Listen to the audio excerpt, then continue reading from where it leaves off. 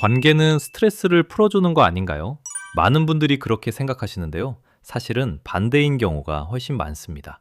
특히 늘 먼저 챙기고 잘해주는 쪽일수록 그래요. 잘해줄수록 상대는 고마워하기는커녕 당연하게 여기고 나만 텅 비어가거든요. 분명히 나는 좋은 사람이 되려고 애썼을 뿐인데 어느 순간 돌아보면 나만 손해본 것 같고 마음 한구석이 억울해집니다. 혹시 지금 이 이야기가 남 얘기 같지 않으시다면 오늘 영상은 꼭 끝까지 봐주세요. 오늘 말씀드릴 건 두 가지입니다. 먼저, 왜 착하고 잘해주는 사람일수록 관계에서 감정을 소모하고 상처받게 되는지 그 심리적인 구조를 정확히 풀어드릴게요. 그리고 더 중요한 건 두 번째입니다. 참으라는 게 아니에요. 오히려 그 반대입니다. 감정을 억지로 삼키지 않으면서도 나를 지키고 관계도 건강하게 유지하는 방법을 구체적으로 알려드리겠습니다. 다 듣고 나면 지금까지 내가 왜 그렇게 지쳤는지 이해되실 거예요. 그럼 시작하겠습니다. 혹시 이런 경험 있으신가요? 매번 먼저 연락하고 힘든 일이 생기면 제일 먼저 달려가고 부탁을 받으면 좀처럼 거절하지 못하는 사람. 그런데 어느 순간 이상한 기분이 듭니다. 나는 이렇게까지 하는데 정작 돌아오는 건 없는 것 같은 느낌이요. 오히려 내가 조금만 늦게 답하면 서운해하고 한 번 못 챙기면 너 요즘 왜 그러냐?는 소리를 듣습니다. 분명히 잘해준 쪽은 나인데 억울한 것도 나예요. 왜 이런 일이 벌어질까요? 많은 분이 이렇게 믿습니다. 내가 잘해주면 상대도 그만큼 돌려줄 거라고요. 그런데 심리학의 렌즈로 들여다보면 인간관계는 그렇게 단순하게 움직이지 않습니다. 1959년 두 심리학자가 정리한 사회교환 이론이라는 게 있어요. 쉽게 말하면요. 사람은 관계에서 얻는 것이 치르는 것보다 많을 때 그 관계를 유지한다는 겁니다. 마치 마음속에 저울을 하나씩 놓고 주는 것과 받는 것을 끊임없이 재고 있는 셈이죠. 그리고 이 저울에는 호혜성이라는 규칙이 작동합니다. 받으면 갚아야 한다는 의무감이에요. 문제는 여기서 시작됩니다. 한쪽이 계속 퍼주기만 하면 저울의 기준선 자체가 슬금슬금 올라가요. 처음엔 상대도 고마워합니다. 그런데 그게 반복되면 고마움은 어느새 당연함으로 바뀝니다. 매일 커피를 사주면 어느 날부터는 원래 사주는 사람이 되어버리는 것과 같아요. 그날 하루 안 사주면 오히려 서운한 사람이 되는 거죠. 잘해줄수록 상대의 기준선이 높아지니까 똑같이 배려해도 이제는 표가 안 납니다. 더 서늘한 건 이게 상대가 나빠서 생기는 일이 아니라는 점이에요. 그 사람이 특별히 못됐거나 배은망덕한 게 아닙니다. 그저 사람의 마음이 원래 그렇게 작동하는 거예요. 익숙해진 배려는 눈에 잘 보이지 않습니다. 늘 켜져 있는 방 안의 불처럼요. 있을 땐 아무도 신경 쓰지 않다가 딱 꺼지는 순간에만 존재를 알아차리죠. 그래서 잘해주는 사람일수록 잘해준 만큼이 아니라 못해준 그 한 번으로 평가받는 억울한 자리에 서게 됩니다. 그러니 억울함은 여러분이 예민해서 생긴 게 아니에요. 주고받음의 저울이 한쪽으로 기울면 반드시 생기도록 설계된 지극히 정상적인 신호입니다. 지금 머릿속에 떠오르는 관계가 하나쯤 있으실 겁니다. 그 사람에게 나는 고마운 사람일까요? 아니면 당연한 사람일까요? 그런데 여기서 진짜 물어야 할 게 있습니다. 당연해지는 건 어쩌면 상대의 문제예요. 그런데 손해인 걸 알면서도 그 관계를 못 놓는 건 사실 상대가 아니라 내 안에 어떤 욕구 때문입니다. 왜 하필 나는 이 함정에 반복해서 빠지는 걸까요? 그 뿌리를 다음 이야기에서 파헤쳐보겠습니다. 당연해지는 건 상대의 문제라고 말씀드렸습니다. 그런데 여기서 진짜 질문이 남아요. 손해라는 걸 뻔히 알면서도 왜 우리는 그 관계를 놓지 못하고 계속 잘해줄까요? 여기서 잠깐 솔직히 고백할 게 하나 있습니다. 사실 저도 거절을 참 못했습니다.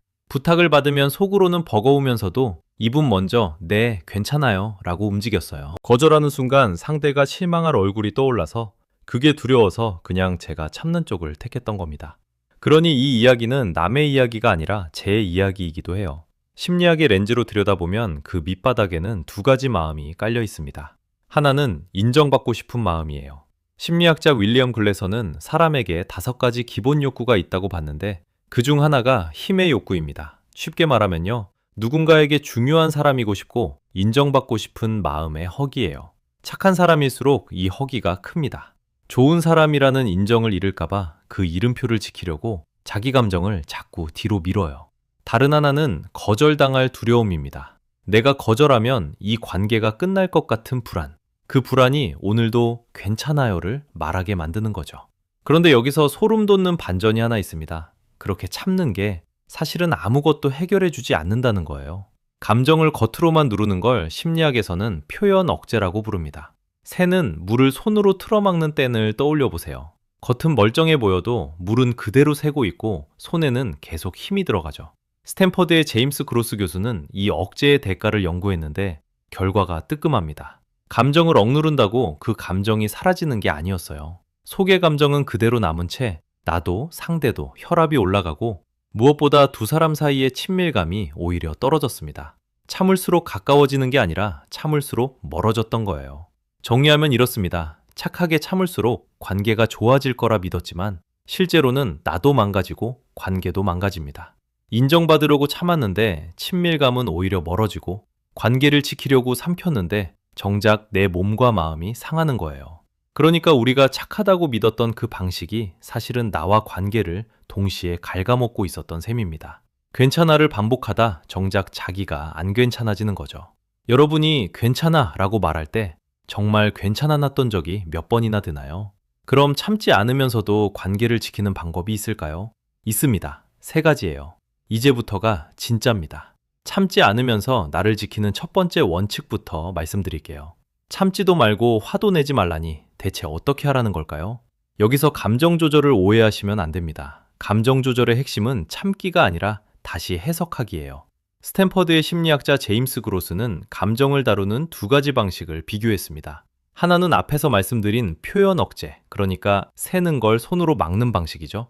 다른 하나는 인지 재평가입니다. 쉽게 말하면요, 상황에 다른 이름표를 붙이는 거예요. 억지로 누르는 게 아니라 그 일을 처음부터 다르게 바라봐서 올라오는 감정 자체를 낮추는 방법입니다. 놀라운 건 결과예요. 재평가를 하면 감정 경험도 표현도 함께 줄고 기억력도 상하지 않으며 무엇보다 관계에서의 결과가 더 좋았습니다. 참는 것과는 정반대의 성적표죠.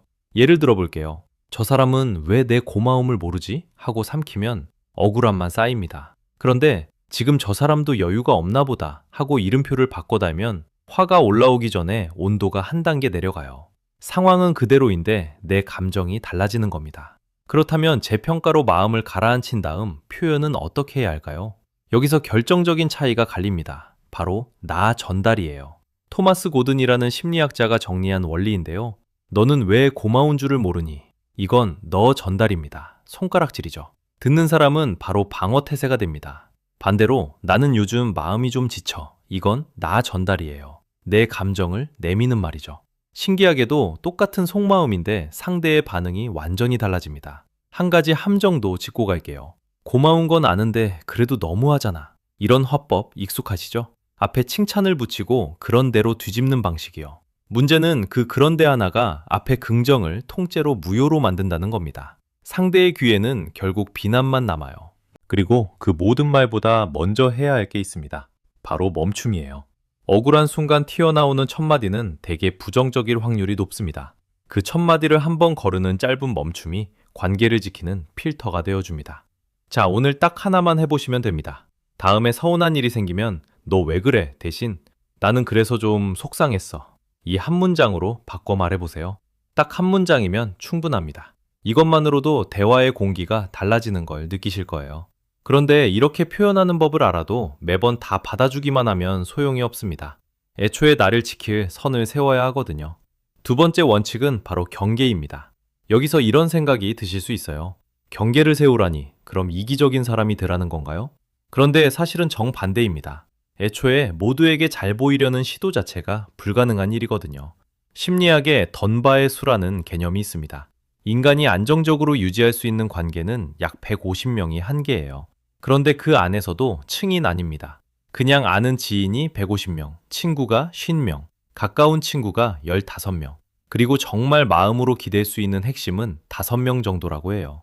쉽게 말하면요, 휴대폰 연락처에 500명이 저장돼 있어도 새벽 3시에 아무렇지 않게 전화할 수 있는 사람은 딱 5명 뿐이라는 겁니다. 그게 우리 뇌가 감당할 수 있는 한계예요. 문제는 여기서 시작됩니다. 착한 사람일수록 이 5명이 아니라 150명 전부를 만족시키려고 애를 씁니다. 모두의 우산이 베어주려다가 정작 자기는 비를 다 맞는 거예요. 그러다 에너지가 바닥나면 정작 소중한 5명에게 쓸 마음도 나 자신을 돌볼 힘도 남지 않습니다. 관계가 건강한지 아닌지를 가늠하는 기준도 있어요. 가트맨이라는 심리학자가 찾아낸 비율인데요. 안정적인 관계에서는 부정적인 상호작용 한 번을 상쇄하려면 긍정적인 상호작용이 5번은 필요합니다. 부정 하나의 무게가 그만큼 무겁다는 뜻이에요. 그런데 나를 소모시키는 관계는 이 비율이 완전히 무너져 있습니다. 내가 아무리 5번을 잘해줘도 상대의 한 번이 그걸 다 지워버리는 거죠. 그래서 관계 속에서 나는 흔들리는 물이 아니라 그 물 한가운데 있는 바위여야 합니다. 강물은 계속 흘러가도 강 한가운데 놓인 바위는 그 자리에 그대로 있잖아요. 사람들이 오고 가고 요구가 밀려들어도 나라는 중심은 휩쓸리지 않는 겁니다. 경계를 세운다는 건 이기심이 아니에요. 오히려 그 관계를 오래 건강하게 지키기 위한 장치입니다. 여기서 딱 하나만 해보셨으면 해요. 지금 내 에너지를 가장 많이 뺏어가는 관계 하나를 떠올려 보세요. 그리고 그 사람이 정말 내 핵심 5명 안에 들어와야 할 사람인지 조용히 물어보시는 겁니다. 혹시 나를 가장 많이 소모시키는 사람이 정작 그 5자리 중 하나를 차지하고 있진 않나요? 그런데 막상 경계를 세우려고 하면 거의 반드시 부딪히는 감정이 하나 있습니다. 바로 죄책감이에요. 내가 너무 매정한 건 아닐까? 저 사람이 상처받으면 어쩌지? 하는 마음이요. 마지막 원칙은 바로 그 죄책감을 넘어서는 법입니다. 경계를 세우려고 마음을 먹으면 바로 다음 순간 죄책감이 밀려옵니다. 내가 너무 매정한 건 아닐까? 저 사람이 나를 미워하면 어쩌지? 그 두려움 앞에서 우리는 다시 잘 보이려는 마음으로 돌아가게 되죠. 그래서 마지막 원칙은 이겁니다. 잘 보이려고 노력하지 마세요. 조금 과격하게 들릴 수도 있어요. 그런데 잘 보이려고 애쓸수록 우리는 관계의 주도권을 상대에게 통째로 넘기게 됩니다. 저 사람이 나를 어떻게 볼까에 온 신경을 쓰다 보면 내 감정은 언제나 뒷전이 되거든요. 상대의 표정 하나에 하루 기분이 오르내리고 눈치를 보느라 정작 하고 싶은 말은 삼키게 되죠. 그렇게 우리는 스스로 눈치의 감옥에 걸어 들어갑니다. 그 문을 잠근 건 상대가 아니라 잘 보이고 싶었던 나 자신이었던 겁니다. 여기서 필요한 게 바로 거절이에요. 거절이라고 하면 관계를 끊는 무서운 일처럼 느껴지지만 사실은 정반대입니다. 쉽게 말하면요, 거절은 문을 닫는 게 아니라 필터예요.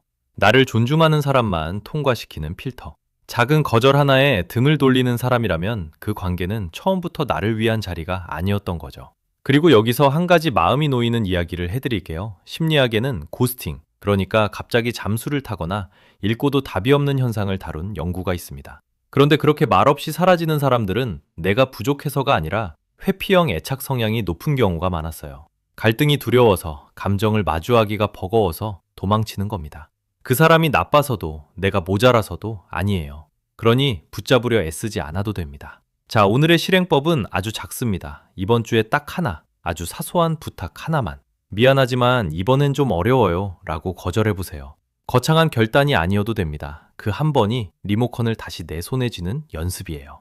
물론 오해는 없으셨으면 합니다. 모든 배려를 끊고 차가운 사람이 되라는 뜻이 결코 아니에요.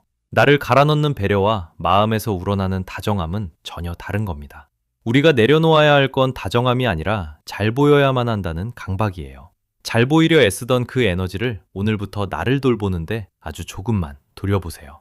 이렇게 3가지 원칙을 모두 말씀드렸습니다. 다시 해석하고 표현하기, 나를 중심에 두는 경계, 그리고 잘 보이려는 마음을 내려놓기. 그런데 이 모든 것의 진짜 목적은 사실 따로 있어요. 잘 보이려고 애쓰지 말라는 건 나쁜 사람이 되라는 말이 절대 아닙니다. 오히려 그 반대예요. 생각해보세요. 나를 텅 비게 만들면서까지 지키는 관계는 사실 나를 위한 관계가 아니었습니다. 그건 상대를 위한 것도 나를 위한 것도 아닌 그냥 내 불안을 달래려던 관계였던 거예요. 잔이 비어있는 사람은 남에게 물을 따라줄 수 없습니다. 내 잔을 먼저 채운 사람만이 넘치는 만큼을 남에게 진짜로 나눠줄 수 있어요.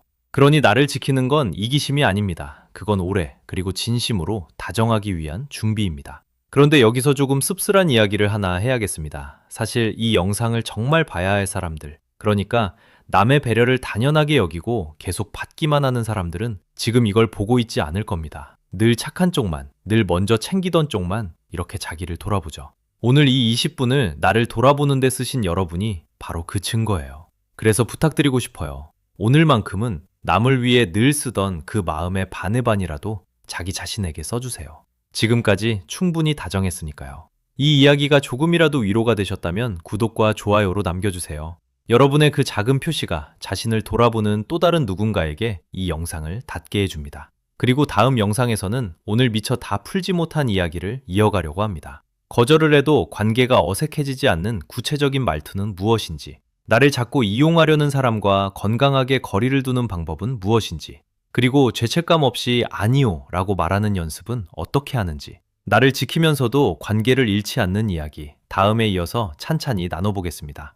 오늘도 끝까지 함께 해주셔서 고맙습니다.